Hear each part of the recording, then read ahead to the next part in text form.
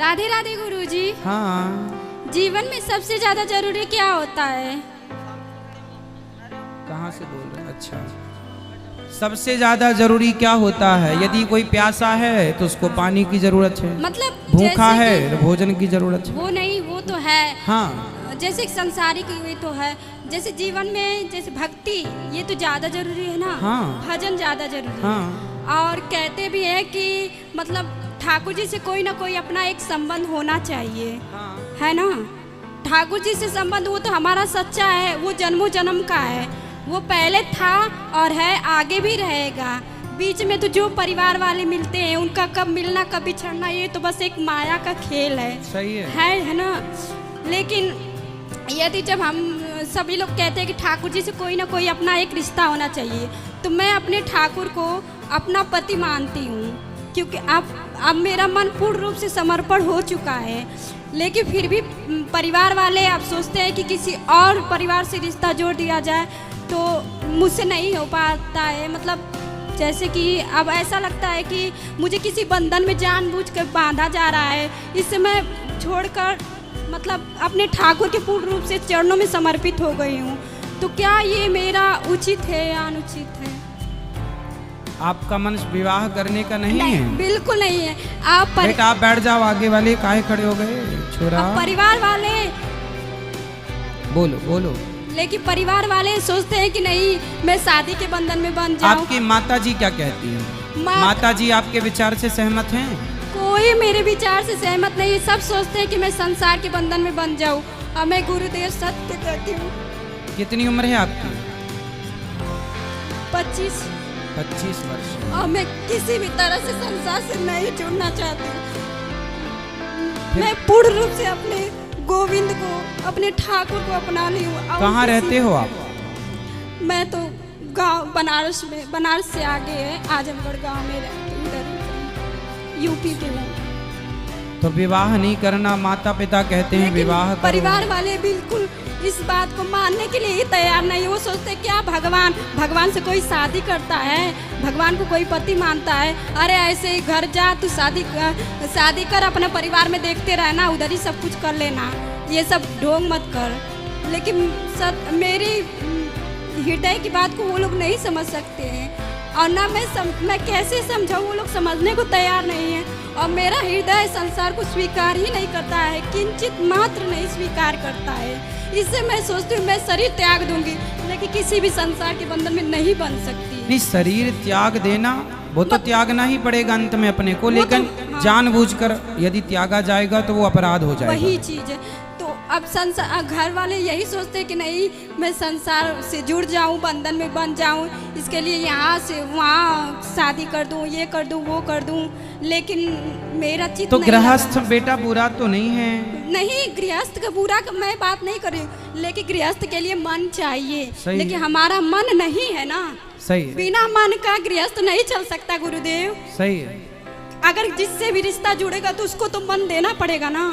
उसको अगर मन ना दिया जाए तो वो गृहस्थ नहीं चल सकता। नहीं, उसको मन देने की जरूरत नहीं। भगवान को मन दे रखो, संसार के लोगों को गुरुदेव तो हाँ। जिससे मन जुड़ा होता है उसके पूर्ण रूप से जब आसक्ति हो जाती है। हाँ, मैं आपकी बात से सहमत हूँ कि हाँ। भगवान गृहस्थ में रह के गृहस्थ के कर्तव्यों को पूरा करना पड़ता। तो वो समय कुछ और था, लेकिन ये कलयुग है।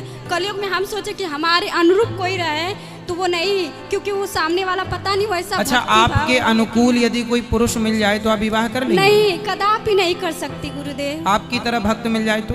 कदापि नहीं, मैं किसी को स्वीकार कर सकती। क्यों?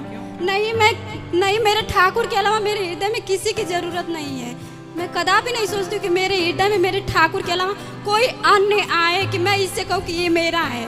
झूठ से सपन में भी ना बोलूं मैं कि ये मेरा है। अच्छा देखो, आपका जो विचार है इससे श्रेष्ठ विचार इस धरती पे कोई हो नहीं सकता कि भगवान को हम अपना माने।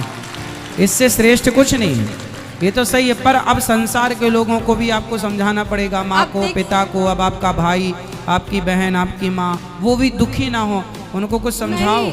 मैंने इसीलिए एक कथा में सुना था संत गुरुदेव के मुख से कि हमारे ठाकुर कहते हैं कि तू सब कुछ सर्व धर्मों को त्याग कर तू मेरी शरण में आ, मैं तेरी रक्षा करूंगा।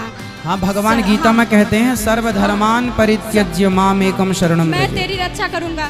मैंने बस एक बात उनकी पकड़ ली और हृदय में ये धारण कर लिया कि मेरे ठाकुर जब कहते हैं कि जब मैं तेरी रक्षा करूंगा तो तब मैं क्यों बंधन में बंधूं।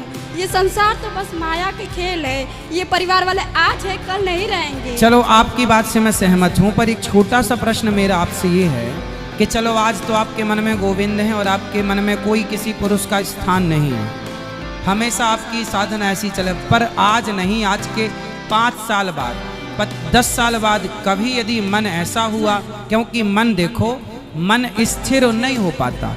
यदि आपका मन स्थिर हो जाए तो बहुत बड़ी बात है, पर मन तो देखो रोज गुलाटी खाता है। मन कभी ऐसा कहता है, कभी मन ऐसा कहने लगता है। जैसे अब मन अच्छा कहता है, कल को उससे बुरा कहने लगता है। तो मन का भरोसा नहीं करना चाहिए। मन का भरोसा नहीं गुरुदेव। यदि हमारा जब जैसे हम उनसे जुड़े हैं तो मेरे ठाकुर ने मुझे अपनाया है और मुझे विश्वास है जब मेरे ठाकुर ने मुझे अपनाया, मुझे ऐसा स्वप्न में दिखा कि मेरा ठाकुर से विवाह हो रहा है।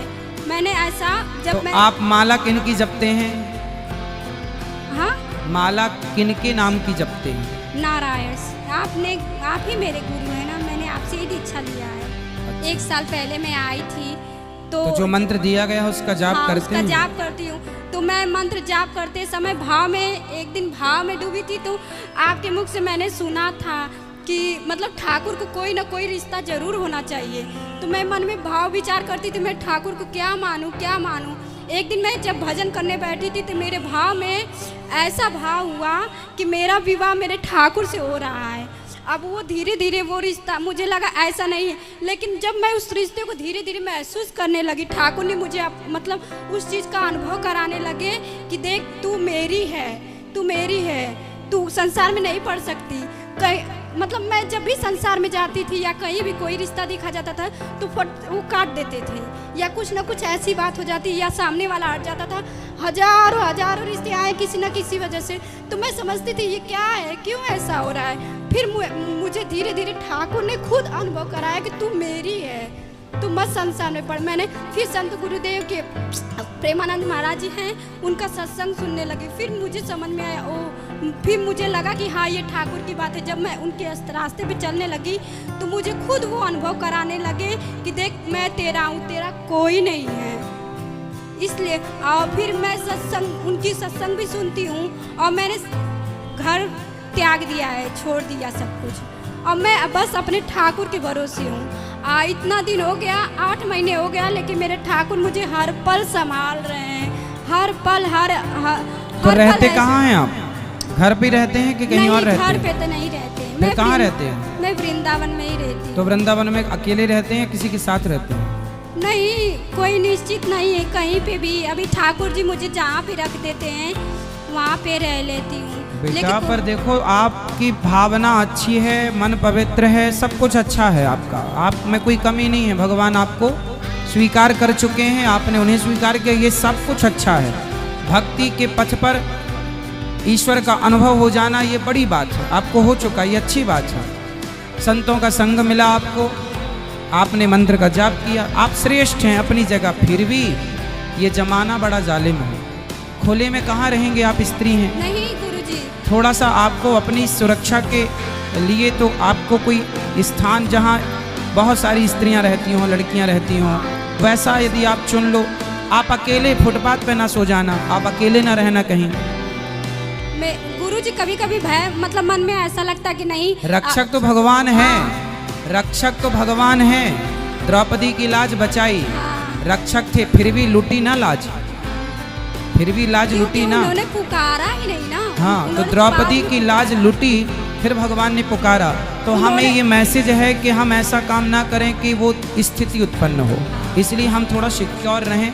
और भाव अच्छा है आपका, भाव में रहना अच्छी बात है, पर भाव में संसार आपके भाव को नहीं समझ पाएगा, संसार आपकी भावनाओं को नहीं समझ पाएगा। मैं ऐसा अनुभव भी करती हूँ कि मतलब मुझसे कोई ऐसा कार्य नहीं होता है जो शास्त्र के विरुद्ध हो, या ऐसा नहीं करना। यहाँ पे अगर खतरा रहेगा तो मुझे लगता है मेरे ठाकुर पहले ही मेरा हाथ पकड़ के इधर ला रहे कि इधर खतरा है, तो इधर। द्रौपदी माँ ने पुकारा, भगवान जरूर आए। द्रौपदी माँ ने पुकारने में देर लगा, ये बात बिल्कुल सत्य है। फिर भी नारी है, नारी को हमेशा सुरक्षित रहना चाहिए। हाँ जितना समाज में क्राइम हो रहा है उसको देखते हुए हम आपसे कह रहे हैं कि द्रौपदी की तरह आपका भाव है, पवित्र है, अच्छा और है। फिर संत गुरुदेव भी कहते हैं यदि जब हम अपने भक्ति और प्रेम के मार्ग पे आगे बढ़ते हैं तो पग पग पर प्रतिकूलता आती है, वो हमारे ठाकुर हमसे परीक्षा लेते हैं कि क्या तेरा मन अभी भी मुझ में है या संसार में है। मन की बात नहीं है बेटा, आपकी सुरक्षा की बात है। आजकल तो लोग इतने दुष्ट लोग हैं समाज में कि अच्छे खासे संतों को मारकर उनको लूट लेते हैं। पैसे के लिए क्या नहीं कर रहा है आजकल, अपने बाप को मार डालते हैं, अपनी माँ को घर से निकाल देते हैं। तो भाई आपकी हर बात सही है। देखो भगवान सबके रक्षक हैं, बोलो हाँ, सबके रक्षक हैं भगवान। तो भगवान जब सबके रक्षक हैं तो जब भरत जी राम जी से मिलने चित्रकूट गए, भरत जी जब राम जी से मिलने चित्रकूट गए तो भरत जी ने अपने 4 सेनापतियों को बुलाया और चारों को बुला के कहा सुनो, पूरी अयोध्या तुम 4 लोगों के हाथ में देता हूँ। पूरब गेट तुम्हारा, पश्चिम गेट तुम्हारा, उत्तर गेट तुम्हारा, दक्षिण गेट तुम्हारा। अब प्रश्न ये खड़ा हुआ कि भरत जी जब आप राम जी के पास जा रहे हैं और राम पे विश्वास है और आप कह रहे हैं कि अयोध्या राम जी की है, राज्य राम जी का है, तो ये 4 लोगों को आप नियुक्त क्यों कर रहे हैं? तो भरत जी ने कहा कि अयोध्या तो राम जी की है, पर राम जी की है इसलिए उसे बचाए रखना राम जी के लिए ये मेरी जिम्मेदारी है। तो आप भगवान की हो पर भगवान के लिए आपको बचाए रखना ये भी आपकी जिम्मेदारी है। भगवान हाँ ये तो है गुरुजी, बस लेकिन मैं तो संत गुरुदेव की मतलब जो जैसे बताते हैं वैसा मैं करती हूँ, ऐसा अनुभव भी करती हूँ कि नहीं ये सत्य है। क्योंकि मैं जब समझती हूँ, जब ये जान चुकी हूँ कि ठाकुर कहते तुम मेरी शरण में है तो तेरी रक्षा की जिम्मेदारी मैं लेता हूँ। जब तेरा कोई नहीं है मेरे सिवा तो तेरी सारी जिम्मेदारी मैं लेता हूँ, अपने सर पे लेता हूँ। सुनो, एक गुरु जी ने चेले को ज्ञान दिया, बिल्कुल आपकी तरह चेला था। गुरु जी ने चेले से कहा सुनो, सब कुछ भगवान की मर्जी से होता है, सब कुछ भगवान की मर्जी से होता है। तो चेला बोला ठीक है, सब कुछ भगवान की मर्जी, मान लिया उसने गुरु जी की बात। अब वो रास्ते से जा रहा था तो हाथी आ रहा था। अब हाथी आ रहा था, हाथी के ऊपर महावत बैठा था और महावत चिल्ला रहा सुनो भागो, हाथी बौखला गया है, पागल हो गया है, भाग जाओ जल्दी, भागो भागो, ये हाथी उद्दंड हो गया है, पागल हो गया, रौंदता आ रहा सबको, भागो। और वो चेला सामने खड़ा, बोले गुरुजी ने कहा सब भगवान की इच्छा है, सब भगवान की इच्छा। वो चिल्ला रहा हट जा हट जा, बोले नहीं, गुरुजी ने कहा भगवान की इच्छा है। हाथी आया, उठा के पटक दिया, नस नस टूट गई, लंगड़ाता गया। बोले गुरुजी आपने तो कहा था भगवान सबके रक्षक हैं, भगवान सबकी रक्षा करते हैं, मैं तो भगवान के भरोसे खड़ा था, तो भगवान ने रक्षा क्यों नहीं की? जब भगवान सब करते हैं तो भगवान। गुरुजी ने बोला ये बता, वो हाथी के ऊपर कोई बैठा था? बोले हाँ बैठा था। बोले वो कुछ कह रहा था? बोले कह रहा था हट जाओ हट जाओ।